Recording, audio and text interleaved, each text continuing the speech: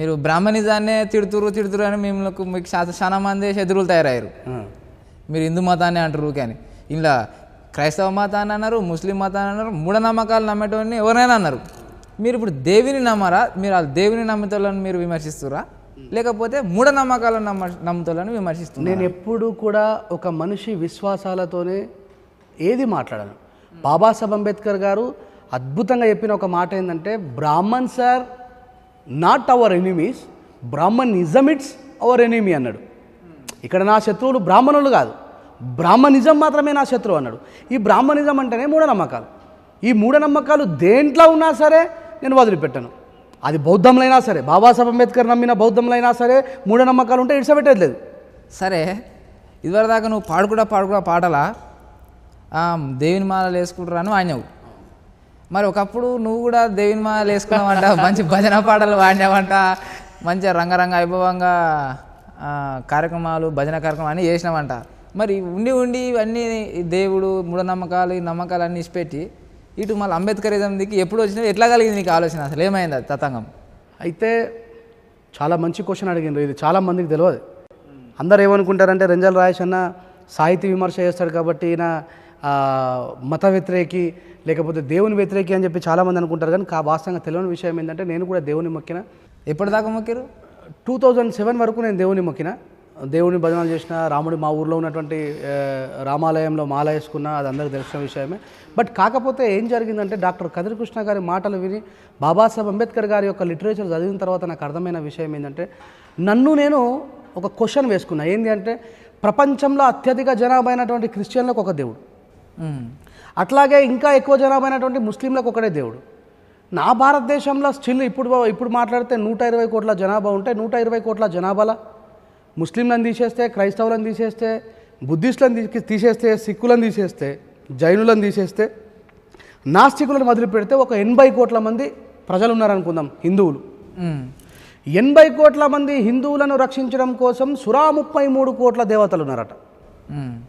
సురా 33 కోట్ల దేవతలు డివైడెడ్ బై 80 కోట్లు చేస్తే ఇద్దరిద్దరు దేవులు ఒకటే మనిషిని సంరక్షిస్తే, సరే ఒక ముగ్గురు ప్రజల్ని ఒక్క దేవుడు సంరక్షిస్తే అద్భుతమైనటువంటి ప్రపంచంలో అన్నిటికంటే గొప్పదే భారతదేశం. ఎప్పటికీ నేను చెప్తా, నా దేశం ఎప్పుడు కూడా గొప్పదే. నా దేశం ప్రపంచానికి నాగరికత నేర్పింది. కానీ ఆ దేశమే ప్రపంచం ముందర నవ్వుల పాలు కావడానికి కారణం ఏంటంటే ఈ మూఢనమ్మకాలే. ఇప్పుడు మనం సింపుల్గా ఆలోచిస్తే, లక్ష్మీదేవి మన దేశంలో పుట్టింది, కానీ ప్రపంచ బ్యాంకు ఉన్నటువంటి అమెరికా దగ్గరికి మనం అప్పుకెళ్తాం. సరస్వతీదేవి జ్ఞానం మన దేశంలో పుట్టింది, కానీ జపాన్లో మాత్రం ఇంటలెక్చువల్స్ పుడుతున్నారు. రామాయణంలో అందరికంటే బలవంతుడు హనుమంతుడు, కానీ WWF ఛాంపియన్లేమో జాన్సీన్ అవుతాడు. అంటే ఈ సురా 33 కోట్ల దేవతలు ఏం చేస్తున్నట్టు? మరి ఒక్కడు యేసుప్రభు మాత్రము అందరిని సంరక్షిస్తున్నాడు. క్రిస్టియన్ దేశాలన్నీ కూడా అద్భుతంగా వరదిల్లుతున్నాయి. ఒక్కడే ఒక అల్లా ముస్లిం దేశస్తులందరినీ సంరక్షిస్తున్నాడు, వాళ్ళందరూ కూడా అద్భుతంగా బతుకుతున్నారు. మరి నా దేశంలో ఉన్న కేవలం 80 కోట్ల మంది జనాభాని సురా 33 కోట్ల దేవుళ్ళు ఎట్లా పరిరక్షిస్తున్నారు? వాళ్ళని ఎందుకు ఇంత అడ్జస్ట్ ఉన్నారు? ఈ ఆకలి చావులేంది? ఈ భారతదేశంలో ఇంత దరిద్రమైనటువంటి అనాగరికమైనటువంటి సమాజం నెలకొల్పడానికి గల కారణం ఏంది? ఇంత మరి దేవుళ్ళు ఉన్నట్టా లేదన్నట్టా అని చెప్పి నన్ను నేను ఒకసారి క్వశ్చన్ చేసుకుంటే, ఒకవేళ ఉంటే ఈ సురా 33 కోట్లు పోటీ పడితే యేసుప్రభుతో పోటీ పడాలా, అల్లాతోని పోటీ పడి, అల్లా యేసుప్రభు కంటే ఇప్పుడు మనం ఈజీగా అక్కడ క్వశ్చన్ మార్క్ అర్థమవుతుంది. ఒక్కడే యేసుప్రభు, ఒక్కడే అల్లా, 33 కోట్లు అంటే 33 కోట్ల దేవుళ్ళు వర్సెస్ ఇద్దరే దేవుళ్ళు. అప్పుడు నా దేవుళ్ళే కదా గెలవాల్సింది. మరి ఇంకా నా దేశంలో నా జాతే మున్సిపాలిటీ కార్మికులు పనిచేసే దుర్గతి ఉన్నది అంటే మరి దేవుళ్ళు లేనట్టే అని చెప్పి నాకు నేను సమాధానం చెప్పుకున్నా. కాబట్టి ఇవన్నిటిని వదిలేసి సమాజం యొక్క హితాన్ని కోరుకోవడం కోసం నేను బయటకు వచ్చిన, అంతే. అయితే ఇట్లా ఆలోచన చేసి మొత్తము చుట్టువారుగా ఆలోచన చేసిర్రు, అన్ని రోజులు భజన చేసిర్రు మంచిగానే. అవును. కాకపోతే నిజం తెలుసుకొని ఇటు వచ్చిన అంటారు. అవును. సుశీరా పొరలు. మరి రాజేష్ అన్న మాటలు మీకు ఏమైనా నచ్చితే మరి మీరు కూడా అన్నలేక సమాజ హితం కోరేటోళ్ళు అయితే రారి, లేకపోతే కింద కామెంట్ పెట్టుర్రి, నువ్వు తప్పనా గిదని మీ సమాధానాలు ఏమన్నా కానీ దీని కింద కామెంట్ పెట్టుర్రి. చూడురే, నువ్వు దీని కింద వీడియో కింద కామెంట్లు కూడా చూడు ఖచ్చితంగా. ఇక మరి అట్నే ఇంకా మూఢనమ్మకాల మీద ఇంకా మంచి పాటలు రాసినావు. ఇంకొక పాట పాడితే మరి జర సంతోషం అవుతుంది పానం కూడా. చాలామందికి అర్థం కాని విషయం ఏంటంటే, నా పాటని 1కి 10 సార్లు విని దాంట్లో ఉన్న సాహిత్యాన్ని అర్థం చేసుకునే ప్రయత్నం చేయాలి ప్రజలు. వ్యూవర్స్, నేను మీ అందరికీ చెప్తున్నా, చాలామంది అనుకునే విషయం ఏంటంటే, రాజేష్ అన్న ఖచ్చితంగా రిలీజన్ని టార్గెట్ చేసి పాటలు రాస్తాడు అనేది ఇది మీ మూర్ఖత్వం అని చెప్పి నేను ఖచ్చితంగా చెప్తున్నా మై డియర్ ఫ్రెండ్స్. నా పాటని ఒక్కటికి 10 సార్లు వినండి, దాంట్లో ఉన్న వాస్తవం ఏందో గ్రహించడానికి ప్రయత్నం చేయండి. నాకు ఎవరంటే ప్రేమ లేదు, ఎవరంటే విమర్శ లేదు. ఇందాక నేను వాడిన పాటలలో మీకు క్లారిటీ వచ్చిండొచ్చు బహుశా. అది బౌద్ధమైన, మరోసారి చెప్తున్నా, డాక్టర్ బాబాసాహెబ్ అంబేద్కర్ గారు బౌద్ధాన్ని స్వీకరించి భారతదేశాన్ని బౌద్ధమయ భారతదేశంగా మార్చమని చెప్పి అల్టిమేటం ఇచ్చిపోయినటువంటి బౌద్ధంలో ఒకవేళ మూఢనమ్మకాలున్నా దాని మీద కూడా పాట ఖచ్చితంగా రాస్తా, దాన్ని కూడా ఖచ్చితంగా విమర్శిస్తా. మీరు ఒకసారి ఆలోచించండి, రాసిన పాటలో ఉన్నటువంటి వాస్తవం గ్రహించండి. ఆ వాస్తవాన్ని మీకు కళ్ళకు కట్టినట్టు క్లియర్గా చూపెట్టడానికి ఆయన అడిగినటువంటి పాటను నేను పాడి వినిపిస్తా, చూడండి. దేశంలో ప్రజలపైన ఎప్పుడు అన్యాయం జరిగినా, అన్యాయం రాజ్యమేలుతున్నప్పుడు నేను ఖచ్చితంగా వస్తానన్నాడు దేవుడు. ఇది మన ధర్మ గ్రంథ ప్రకారం. నేను ఏమని అడుగుతున్నా అంటే, ఇక్కడ ఎన్ని క్వశ్చన్ మార్క్స్ ఉన్నాయో మీరు ఆలోచించండి. ఏంటి అంటే, దేవుడు నిరంకారుడు అంటే ఆకారం లేనివాడు దేవుడు. మళ్ళా వాడకట్టుకొక దేవుడు కొత్త పుట్టుకొని వస్తాడు. ఈడ ఆకారం లేని దేవుడు అని చెప్పి నమ్మన్నా, మరి వాడకట్టుకొక పుట్టుకొచ్చిన దేవుని నమ్మన్నా. అందుకే నేను ప్రతిసారి చెప్తా ఉంటా, క్లియర్గా క్లారిటీ ఇస్తా. అన్యాయం జరిగినప్పుడు ఖచ్చితంగా నేను వస్తానని చెప్పి ఒట్టు పెట్టిన మాట ఇచ్చిన దేవుడు వేల సంవత్సరాలుగా ఈ సమాజంలో జరుగుతున్న అన్యాయం పైన ఎందుకు స్పందిస్తాడని చెప్పి అడుగుతున్నా.